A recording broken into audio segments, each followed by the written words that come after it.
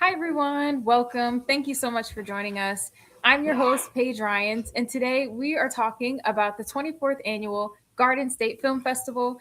The Garden State Film Festival returns in just a few short weeks from March 26th through March 29th, with over 200 films from various countries screening at 9 different venues all throughout Asbury Park and Cranford, New Jersey. Tickets are available now at gsff.org/tickets, and there will also be tickets available at the door.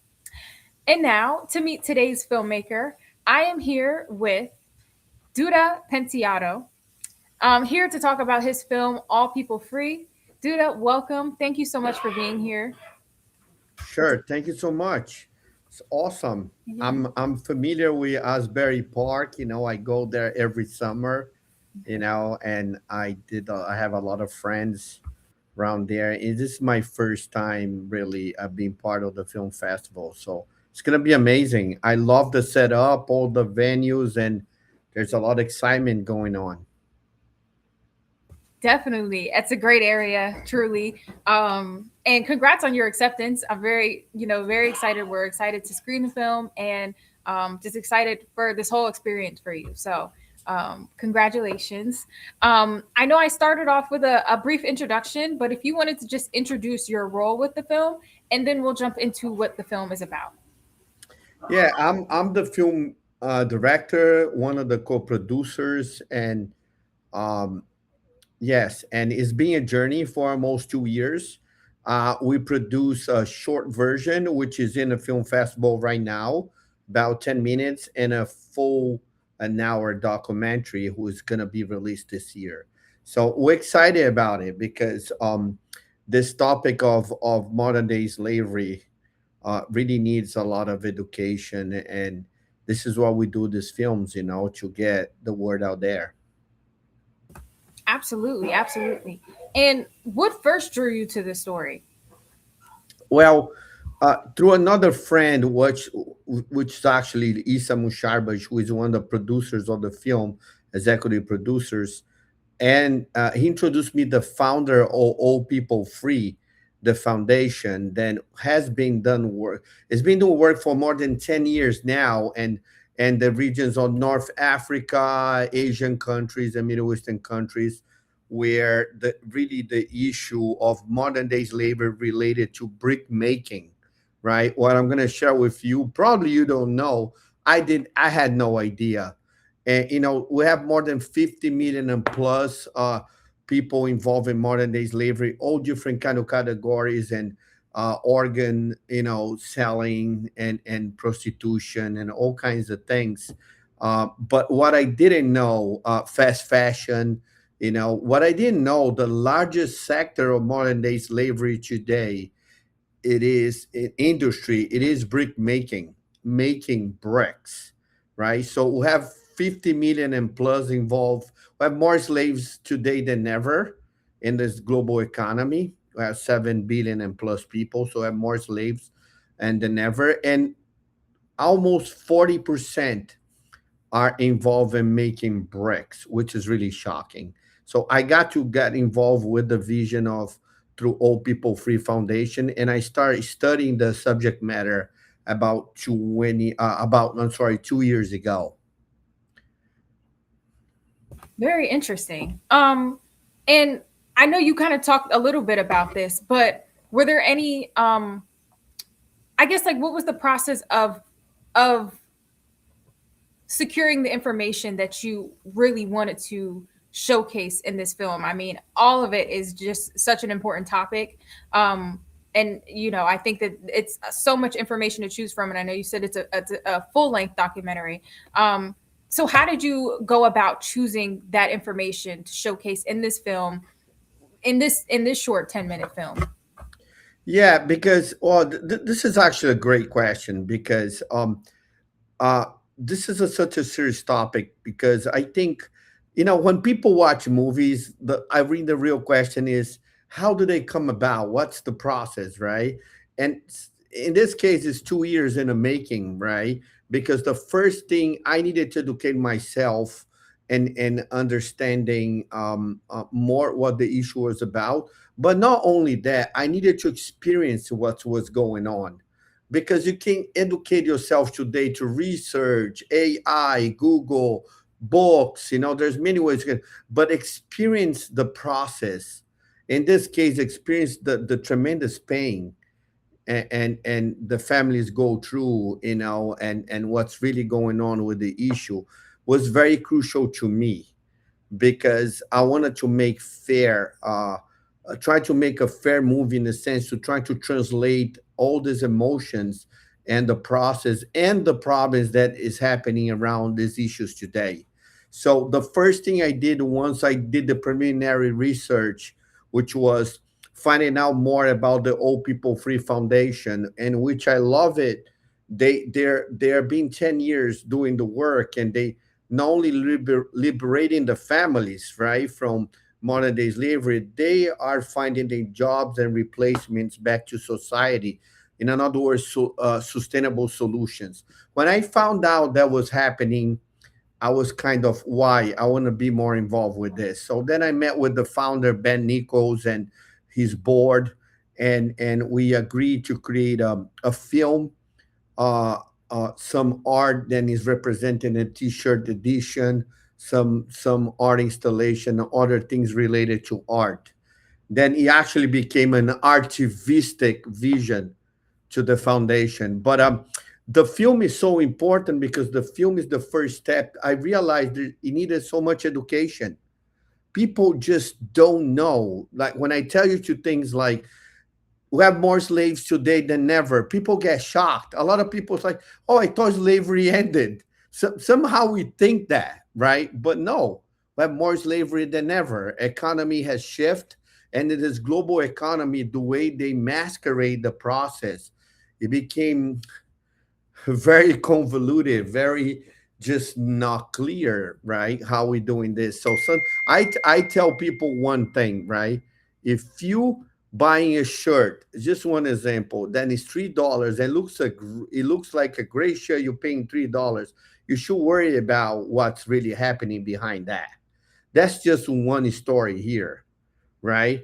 So understanding how the global economy is happening, the consumer market, right? Who is making and who is buying is very important. The developer world buys most of the products that coming from other countries, then we don't really know what's going on, right? So this is part of the film, but you're right about that. I embarked myself in a deep research.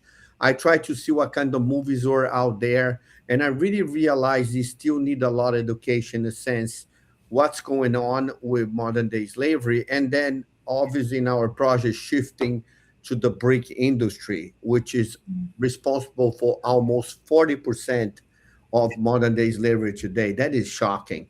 And when you talked about those areas, North Africa, Middle Eastern countries, Asia, we ask why, right? And it's because the tradition comes from there historically, right? When you hear the story of Moses and Egypt, where they were making, why they're using straw, they were making bricks, right? So those old civilizations, they were making bricks, and a lot of them were using obvious cheap labor, slavery, right? Which is, since we study mankind civilization, is been happening, right? Different place, different context, different religion, different location, but it's been happening. Um, so I tell people, one of the conclusions I tell people when I talked about this issue is slavery comes in many forms, but in the end of the day, it is about money. Who's making the money? Who's not making the money? You know? So we try to touch in all those issues, right? But your question is so good. Why did I do the 10 minutes film if you need so much education? It's because the answer, I never did this before, right? It's the first time. It's because I needed tool for fundraising, because the Old People Free Foundation does a bunch of events where the founder goes and speak.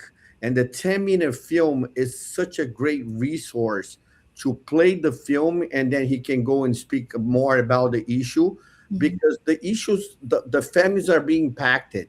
The girls, most of the problems are the girls in those societies, you know. they being sold to marriage on 10, 11, 12 years old is happening beyond the brick system, and the levels of rape in those environments are really really bad. So we're just trying to create a strategy that can continue to generate resources so we can continue doing the work while the film goes to film festivals and start doing the work it needs to do. Very well, like very informative, truly. Like I think that um you answered that was just a great answer, and I think that um I appreciate your kudos to me about the question, but really I say kudos to you because I think that with a film that has so much information, um I'm sure audiences, once they see that, they're also looking forward, they'll really appreciate this 10-minute film and the amount of information that was you were able to put in this film but still get that message across. I think the audiences will also appreciate the full length film. And so I tell some very interesting. I love your question because I when I create the 10-minute film, I really created for fundraising. But then I really like the film. I'm like, you know what? I was still working the long version, I just got finished this past December. So it's being released now, right? That's why I didn't send the long version as well. Uh, I I never thought that I was gonna send the short film to film festivals, and we already won 5 awards, and we've been nominated to another 3 awards, and it's been a good journey with the 10 minutes film. I didn't expect that, but the reality, I'm very happy because I want the film to do the work to get people curious and open their minds to learn more about the issue. You absolutely. know. Mhm. Absolutely. And that actually leads into like another question I was going to ask is like, what does this mean to you to to share this film with festival audiences? Because I think that like there's, just from what you've said, that there's really just, again, so much information. So what kind of conversations like do you hope that this film sparks? Um, I, yeah, I I think this film is great for Q&As because it really sparks it touches in a lot of issues, this 10 minutes, right? The 1 hour gets deeper into the stories because I always think a great documentary, in my opinion, they need at least two ingredients. One is beyond good quality, good camera, whatever that is, good editing. um, I think the two important things is to touch a topic that is important for today, right? Something is relevant. And all this modern day slavery is such important topic for today. The second one is the integrity of the story, meaning the people involved really experiencing the issue, right? So when you put the two ingredients together, that becomes really powerful. So I think the 10 minute is a fantastic teaser. Every time we play, people go on fire. They have hundreds of questions. So I think it really does the work well. And that's my goal. I think great art doesn't give simple answers, but poses important questions. Either it's a film, is whatever the art form is, theater, of visual arts. It needs to pose that question to open people's mind to say, let's dig in. So I think this 10 minutes does the job well. absolutely. I think this 10 minutes does the job more than well. And two things I also wanted to just highlight that you said is just like, I think just sparking that larger, like it allows audiences to just think deeper and pose a bigger question. And that's how that's how you're able to spark conversations. You mentioned Q&As. And I also really appreciate, you saying like the distinction between like learning and then experience, because I think that that's kind of the key to really stepping into, especially within a day and age where film is so frequent and prevalent. I think that film and this 10-minute film, we keep coming back to it because again, it's 10 minutes of just so much information. So really looking forward to the full length. It's about the experience, right? And so I think that audiences really will, um, that's really how you connect. So I think that you did a really great job connecting just within these 10 minutes. um, and so Thanks. you're welcome. And so, for audiences who want to learn more after watching the film, are there any resources or organizations that you would recommend? Well, if you don't know more about our entire project and the partners, they can go to allpeoplefree.org. If they Google, you show up on easy in any platform, just the internet. The work has been happening for 10 years. There's a lot of information there. There's partners, there are links, there are places to donate, ways to communicate, ways to get involved. So it's a very complete vision that is been happening for about 10 years. There's a lot going on out there that sometimes the main networks or the media is not really talking about, but there's a lot more happening underground. And this is, I'm glad to be able to be involved with that in my art career. I'm a visual artist, then became a film director. So I come from art installations, artworks, and then because I wanted to talk about other important issues, so I began to venture into creating films, documentaries, which documentaries has grown so much in the past 10 years. My next step with this project, right? I did the 10 minute, I did it 1 hour. Now we begin to talk to some producers to do a docu series where I can really now get more in depth by region, right? And get more in depth into the several topics what modern day slavery really means, because this is a complex thing. So one thing is leading to the other, but what I really want to say here is like documentaries became a big thing about 10 years, 15 years. People almost want to see a documentary the real person than a movie about the person, if you know what I'm saying, right? Yeah, yeah, Before it was exactly the opposite. Hey, I want to see the movie. Now, no, I want to see this guy's face over there. So it shift.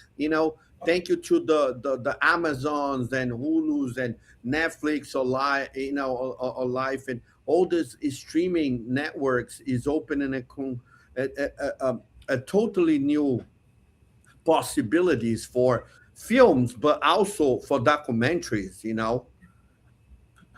absolutely. Yeah, I think documentaries. I really admire documentaries because, like you said, you get to connect on that level that um, I feel like documentaries reach a little bit more, especially when it's centered on specific theme or topic or anything like that. So I think that documentary is really such a power tool, and I'm really happy that it is that documentaries are on the rise because um, I enjoy seeing documentaries, and you listen docu series any way of a documentary. It's always very informative. Um, and so thank you so much for sharing this. Thank you for the conversation. Sure. I really do think that this is a really great film. I think audiences, it's going to resonate with audiences, and I think it's just important and timely. And so, thank you for creating this film and getting this story out there. Truly, it's very appreciated, and we look forward to the full length and supporting that when it's released. And so, my last question for you is: will you be joining us in person for the festival this year? Yes, I am. I Awesome. I actually I tell you that I was next week I was going to this week Thursday I was going to Dubai and Nepal Mhm. to visit another area. Then the Old People Free Project is happening, and we know what has happened recently, the Iran war and everything. So Dubai airport is closed and everything. So I just canceled the trip, and because I have several things that I need to do this month, including coming and be part of the film festival. Then I think is very important. I love it. Come to film festivals because you learn so much by looking what other people are doing. So it's a great time to exchange ideas, to learn about how people are doing other things, and to connect with people. You never know. You're gonna find a producer, you're gonna find somebody then you want to work in the next project. So it's amazing, and I gotta say I love you guys organization and the follow-up and everything. I've been in more than 10, 15 film festivals last year, you guys are the best on point, sending emails every week and this and that. I was like, wow, I wish every film festival would be like this one.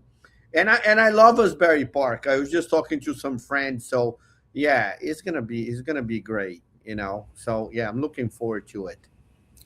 I'm gonna be there Friday, Saturday, and Sunday. Oh, nice. Friday, Saturday, Yes, Sunday. yes. Good, good. Get the full festival Oh experience. yeah, oh yeah.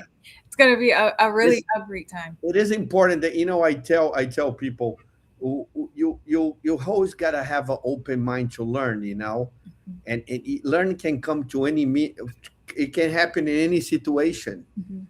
You just gotta be there, open minded, and talking to people, watching different things, and you never know what the next idea is gonna come. Yeah. And I gotta tell you something, documentaries are so cool because I think documentaries, what does I tell people? People cannot imagine, people cannot write what people really do. When you think about the real stories of life, you're like, I can't believe it. This person really did that. And I'm like, I said, that's why you gotta do a documentary because people cannot write that stuff. So yeah, I think that the documentaries has grown so much, and it is important. I think uh, medium to be put in this generation now. Then so much more can be done and create awareness. And people do matter. Yes. And when people get together, they make a difference. Yes. That's the bottom line. That's So the I'm part. looking forward to join you guys, and enjoy the weekend. Yes, we're looking forward to having you here too, truly. So it's going to be a great time. And for everyone watching, you can catch All People Free. It'll be screening on Saturday, March 28th at the Jersey Shore Arts Center, Block JS32, between 12 p.m. and 1:45 p.m. And again, for our viewers, we will see you at the Garden State Film Festival. 200 films, various countries, 9 different venues in Asbury Park in Cranford, New Jersey. You can get your tickets to see films of this such as at gsff.org/tickets. And again, Judah, thank you so much for being here for a great conversation. And we will see you at the festival. Thank you so much, and to be continued. Bye Yes, to be bye. continued. Thank you. Take care.